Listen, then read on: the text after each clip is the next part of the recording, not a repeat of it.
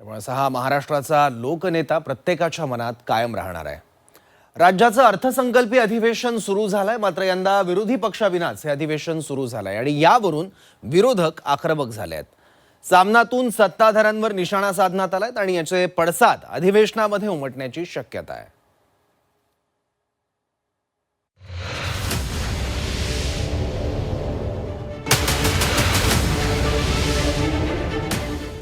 राज्याचं अर्थसंकल्पीय अधिवेशन सुरू झालंय, मात्र यंदा विरोधी पक्षाविनाच हे अधिवेशन सुरू झालेलं आहे।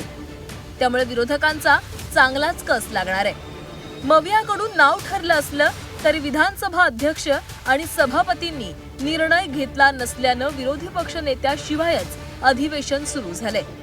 यावरून शिवसेना उद्धव बाळासाहेब ठाकरे पक्षाचं मुखपत्र असलेल्या सामनाच्या अग्रलेखातून सत्ताधाऱ्यांवर जोरदार टीका करण्यात आली आहे। विरोधी पक्ष नेत्यांशिवाय विधिमंडळ चालवणाऱ्या सरकारचा धिक्कार असो असं म्हणत सामनातून सत्ताधाऱ्यांवर प्रहार करण्यात आलाय। सरकारला सळोकी पळ करून सोडणारा विरोधी पक्ष नेता सत्ताधाऱ्यांना नको आहे।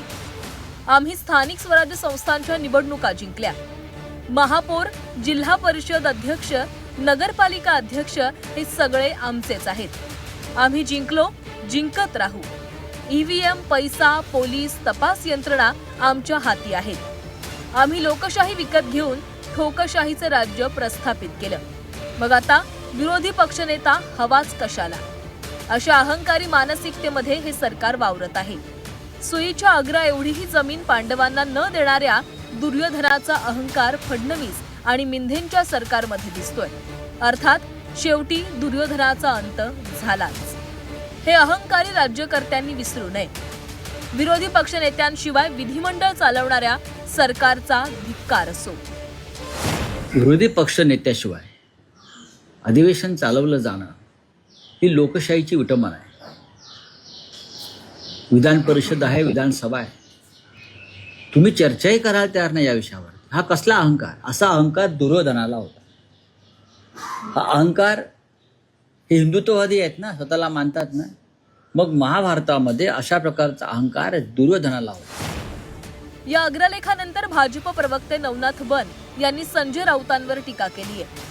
विधानसभा आणि विधान परिषदेमध्ये दोन्हीकडे एकमत नाही, मग विरोधी पक्षनेता कुणाला करणार असा खोचक सवाल त्यांनी विचारलाय। विरोधी पक्षनेतेपद हे जनता ठरवत असते। विरोधी पक्षनेतेपद मिळण्यासाठी तुमच्याकडे संख्याबळ असावं लागतं। दुर्दैवानं महाराष्ट्रातल्या जनतेनं ना उभाटा गटाला तेवढं संख्याबळ दिलंय, ना काँग्रेसला दिलंय, ना शरद पवारांच्या राष्ट्रवादीला दिलंय।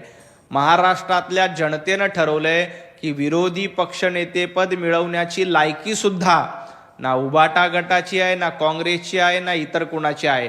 त्यामुळं आपली लायकी जनतेने दाखवली, आपली पात्रता जनतेने दाखवली, ती पात्रता ओळखा। काँग्रेसनंही यावरून सत्ताधाऱ्यांवर निशाणा साधलाय।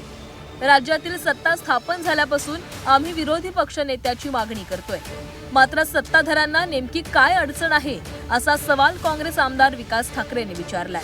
विरोधकाचा विरोध तीव्र होण्यासाठी विरोधी पक्ष नेता जरुरी असतो, परंतु सत्ताधाऱ्यांनी तो विरोधी पक्ष नेता तेही तेवढं जरुरी असतो।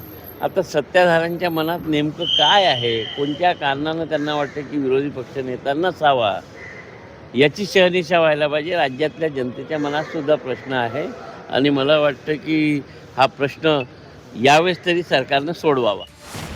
25 मार्चपर्यंत अर्थसंकल्पीय अधिवेशन सुरू राहणार आहे। अधिवेशनाचा पहिला दिवस तर विरोधी पक्ष नेत्याशिवायच पार पडलाय। दोन्ही सभागृहात विरोधी पक्ष नेता नाहीये, त्यामुळे दोन्ही सभागृहात याचे तीव्र पडसाद उमटताना दिसणार आहेत। ब्युरो रिपोर्ट, झी 24 तास।